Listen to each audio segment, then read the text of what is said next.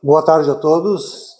Dia chuvoso, inverno no nosso sul aqui, né? Nós, abnegados da doutrina de Jesus, estamos aqui firmes, né? Em busca de conhecimento, em busca de esperança, para nos tornarmos seres humanos melhores, ou melhorados, como eu gosto de dizer. Hoje nós vamos tratar do movimento espírita ou espiritismo, conceitos e finalidade. Mas convém que nós façamos uma retrospectiva ou bem anterior de como começou o espiritismo, né, na prática, o que ele representa hoje, né, o movimento espírita, o que se apresenta. Modernamente, nós sabemos que houveram 3 revelações. A primeira se deu de Deus, né, de Deus. A primeira veio com Moisés, que fez as tábuas da lei, recebida diretamente de Deus, né? Que naquela época, como todos nós sabemos pela história, a humanidade necessitava de uma regra mais efetiva, porque era um descalabro do jeito que se vivia, todo mundo perdido no meio. Então Moisés foi a primeira revelação que nos trouxe a lei, aqueles 10 mandamentos, né, que se referem, que Jesus depois nos disse que sintetiza em um só: não fazei ao teu irmão o que tu não gostaria que teu irmão fizesse contigo. Então a segunda revelação veio através de Jesus. No tempo de Moisés, o Deus era um Deus de punição, um Deus vingativo, e Jesus veio para desmistificar tudo isso, dizendo: não, Deus é um Deus de amor, é o Deus do perdão. Então Jesus veio, e Jesus não foi o fundador do cristianismo. Ele não veio para fundar religião nenhuma, ele veio para nos dar essa orientação: amai-vos uns aos outros, como eu vos amo. Então ele foi, a palavra resumida de Jesus, amor. Puro amor pela humanidade toda, amor por todos nós, né? E lá na ceia, na última Santa Ceia, né, ele fez uma revelação aos seus discípulos, né, que haveria uma outra revelação. Vou ver se eu consigo localizar aqui, porque vale a pena nós fazer uma pequena leitura. Tá aqui. Então Jesus promete outro Consolador, o Espírito de verdade, né, que o mundo ainda não conhece, por não estar maduro para compreender, consolar, que o Pai enviará para ensinar todas as coisas e para relembrar o que de Cristo há dito. Se, portanto, o Espírito de verdade tinha de vir mais tarde ensinar todas as coisas, é que o Cristo não dissera tudo. Se ele vem relembrar que o Cristo disse, é que esse disse foi esquecido ou mal compreendido. O Espiritismo veio, na época predita, cumprir a promessa do Cristo. Persiste ao seu advento o Espírito de verdade. Ele chama os homens à observância da lei. Ensina todas as coisas, fazendo compreender o que Jesus só disse em parábolas. Advertiu o Cristo: ouçam os que têm ouvidos para ouvir. O Espiritismo vem abrir os olhos e os ouvidos, porquanto fala em figuras, nem alegorias. Levanta o véu intencionadamente, lançado sobre certos mistérios. Vem finalmente trazer a consolação. Disse Jesus: bem-aventurados os aflitos, pois que serão consolados. Então o Espiritismo já começa com a previsão de Jesus que haveria um Consolador. E o Consolador está aí. Veio através do Espiritismo, né, com os estudos do Evangelho segundo o Espiritismo, que é o Evangelho de Jesus, as suas palavras, com todos aqueles espíritos de luz que vêm também transmitir a sua palavra. Então Jesus nos traz o codificador Allan Kardec, trazendo a verdade. Sobre Allan Kardec, começou muito antes do nascimento do Allan Kardec a sua preparação. Nesse livro aqui, Cartas e Crônicas de Humberto de Campos, psicografado pelo Chico Xavier, no seu capítulo 28, nos traz a história de como se deu a reunião de Kardec, na era já de Napoleão. Os espíritos que que se reuniram para fazer o plano de como que seria a montagem, vamos chamar assim, do espiritismo, a programação de como que seria, né, o projeto todo como que seria. Tá? Então, dentro desses espíritos, todos eles iluminados, né, Napoleão viria com a missão de receber o Allan Kardec, que nasceu em 1804, como todos nós sabemos. Então, o Allan Kardec foi o decodificador, tá, de todas essas histórias, né? De todas essas... eu vou ler só um pequeno parágrafo aqui, porque vale a pena, tá? Deixa eu localizar aqui, eu saio fora da página. É muito interessante. Então, só citar para alguns de vocês, para todos nós, né? A espiritualidade toda que se reuniu para fazer essa programação e anunciar com o espírito de Kardec, ainda em espírito, né, quais os trabalhos que ele teria que fazer e as dificuldades que ele teria que encontrar. Então, no deslumbrante espetáculo da espiritualidade superior, com a refulgência de suas almas, acharam Sócrates, Platão, Aristóteles, Hipócrates, Agostinho, Fénelon, Giordano Bruno, Tomás de Aquino, São Luís de França, Vicente de Paulo, Joana d'Arc, Teresa d'Ávila. Então, uma infinidade, né, de todos esses espíritos, além de outros espíritos não tão iluminados, mas já a caminho da iluminação, como Voltaire e Rousseau, que são os, né, da França naquela época. E aí, em 1804, nasce Allan Kardec. Para fazer a decodificação. Nós já falamos em outra exposição sobre Allan Kardec, a sua obra, né? Foi um abnegado da espiritualidade, assim, porque ele foi preparado já na espiritualidade para ser esse decodificador da nossa doutrina. Não foi fácil, ele sofreu bastante, foi perseguido, né? As suas obras conflitantes com o pensamento católico daquela época, né, religioso, contrariava muitas coisas que a Igreja Católica Apostólica Romana apregoava sobre Jesus. Então, como tudo começou na era mais moderna, a partir de 1800, foi quando começou a desencadear o plano traçado pela espiritualidade do espiritismo, né? Então, começou como? Com as irmãs Fox. Alguém se lembra delas? Como é que começou? As batidas, né? Tá aí as três. Lá em Hydesville, era uma província lá de Nova York, do estado de Nova York, nos Estados Unidos. E com elas vieram as comunicações com os espíritos, né? Através de batidas, através de sons. E aí foi muito interessante. Elas eram médiums, né? Mas médiums audientes, né, que não tinha ainda o conhecimento daquele mistério que estava se passando. Allan Kardec, muito interessado, né, começou a pesquisar esses assuntos. E na época da França, aí levou para a França, né, tudo isso, e começaram-se a fazer reuniões como se fosse um show pirotécnico, né, com as mesas girantes, toda aquela atividade em torno desse novo fenômeno que estava aparecendo. E Allan Kardec se interessou, e ele espalhou pelo mundo inteiro perguntas, e a espiritualidade toda lhe respondia. Para uma pergunta, as mesmas respostas para o mundo inteiro. Da programação, né? Então, tá ali, ó, faziam as mesas, né, de mediunidade e tal. Na nossa doutrina, nós temos 3 aspectos. O que é o espiritismo?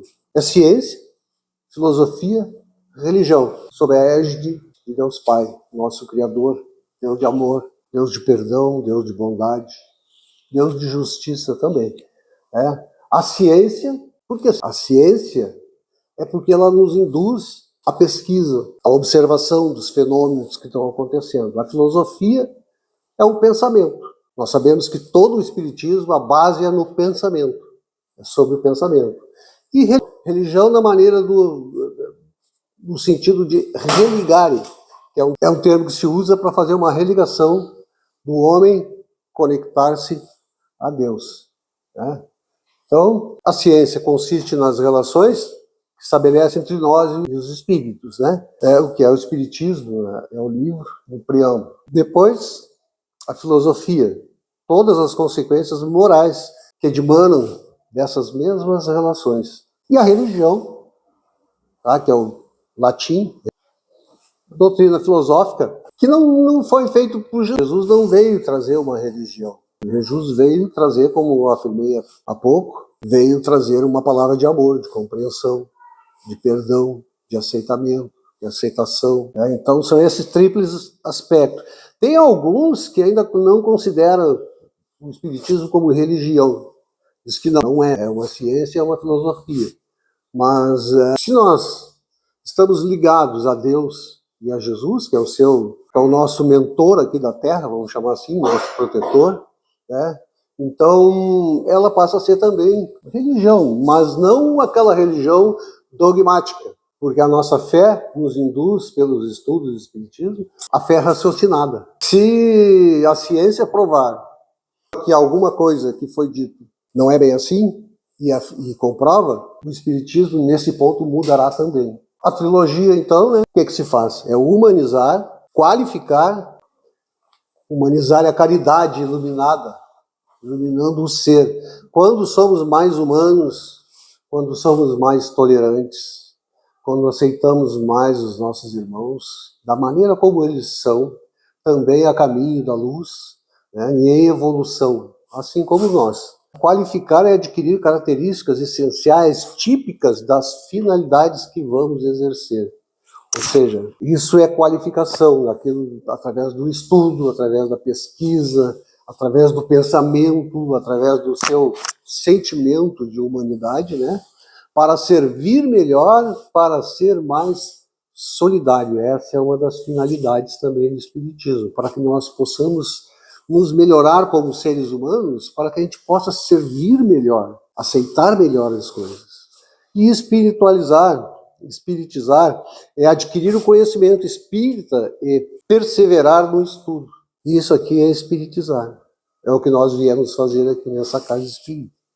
Nós viemos estudar o Evangelho, estudar todas as leis que regem o Espiritismo, a comunicação dos espíritos, principalmente, né? E o centro espírita tem que ser um lugar de doutrina espírita, com certeza, né? O centro espírita é o lugar onde nós divulgamos, propagamos, estudamos, introspectamos os ensinamentos todos da nossa doutrina dos espíritos, que é, na sua base, a doutrina de Jesus. Nos prolegômenos, o livro dos espíritos, a comunicação entre o mundo espírita e o mundo corpóreo estão na ordem natural das coisas, né? E não constituem fato sobrenatural como muitos querem que aconteça, pois o reino de Deus que é o reino natural. Nós, aqui na matéria, que estamos no reino sobrenatural. Tanto que tais comunicações se acham vestígio entre todos os povos, durante toda a humanidade, sempre houve manifestação dos espíritos, só que não se compreendia naquela época, então se tornava como um fenômeno assim, absolutamente sobrenatural. E em todas as épocas. Hoje se generalizam e tornam patentes a todos, porque a divulgação, né, a pesquisa, a própria ciência já pesquisa, né, já aceita o espiritismo ou o mundo espiritual que se fala. Tá? Ainda, anunciam que chegaram os tempos, aquilo que nós comentamos, tá? Pela providência para uma manifestação universal, que sendo eles ministros de Deus e os agentes de sua vontade, têm por missão instruir, esclarecer os homens, abrindo uma nova era para a regeneração da humanidade. Todos nós sabemos que agora o nosso planeta está a caminho da regeneração, né, para um mundo melhor. Nós estamos num mundo de provas e expiações. Somos espíritos ainda muito aquém ainda daquilo que é o desejável. Mas o primeiro passo já foi dado, e é o passo mais importante de todos. Ou seja, adentrarmos a doutrina, aos estudos, pela necessidade de nos tornarmos, tá, espíritos mais iluminados, né, que a gente possa ter um pouco mais de felicidade, por assim dizer, né, de nos sentirmos mais serenos, com menos conflitos existenciais, porque aceitamos essa prova de terrena, né, que todo sofrimento que nós encontramos aqui nesse plano serve para a nossa evolução espiritual. Ainda, tá? é o livro de repositório dos seus ensinos. Nada contém que não seja a expressão do pensamento deles e que não tenha sido por eles examinado. Ou seja, Allan Kardec, antes de editar os livros e colocar a comunicação, vamos chamar assim, a divulgação, ele submetia aos seus espíritos, né, aos espíritos mentores dele, se estava certo aquilo ali ou não. E muitas vezes eles o corrigiam. E aí, no final, ele editava e colocava à disposição de todos, para estudo, né? A palavra escrita é a palavra guardada, né? A palavra falada é a palavra perdida. Então, o livro, no caso, é uma coisa, é uma das maiores, vou chamar, invenções da humanidade, porque nos permite o acesso ao conhecimento de muitas e muitas eras. Aqui alguns exemplos dos que organizaram todo esse objetivo do nosso espiritismo, né? São João Evangelista, Santo Agostinho, São Vicente, São Luís, Espírito de Verdade, que é Jesus, tá? Recebia diretamente de Jesus. Sócrates, Platão, Fénelon. Então, tudo isso nós já tínhamos comentado lá no início, tá? Esse foi o início do espiritismo, que como é que se moldou o espiritismo. Os princípios da doutrina espírita se concluem, se sintetiza nesses conceitos: Deus, imortalidade da alma, reencarnação, pluralidade dos mundos habitados e comunicabilidade dos espíritos, tá? A moral espírita, enfim. Então, nós sintetizamos isso, para relembrar, tá?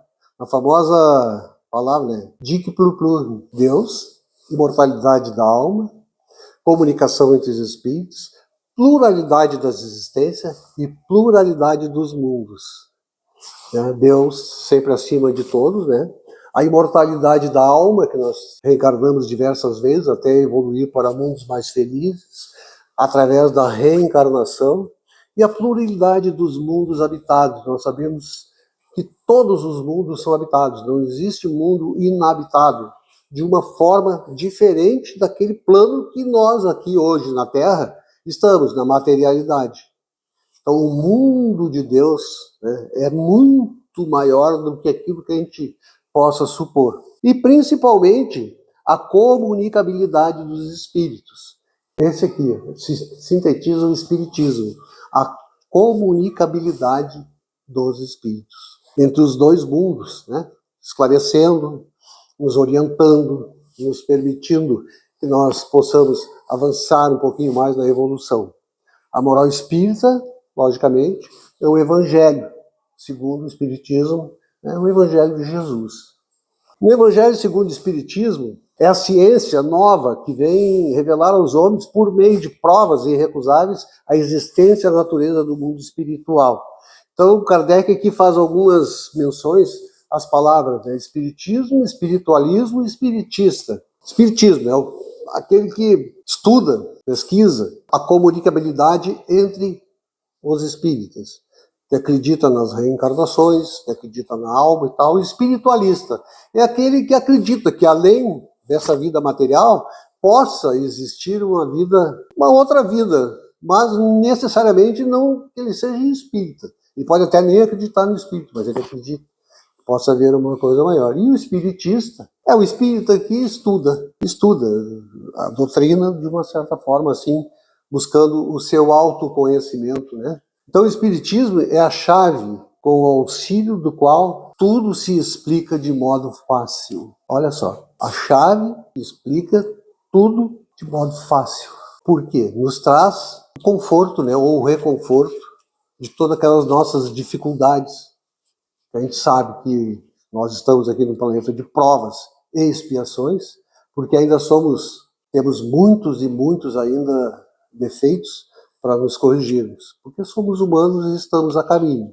Mas o Espiritismo nos traz essa esperança da qual nós certamente não sobreviveríamos, né, sem a esperança. Sobretudo, amparada pela fé, e mais que isso, com o combustível que a fé e a esperança, sem ela não ficaria suspensa no ar, que é a caridade, né, o amor fraterno.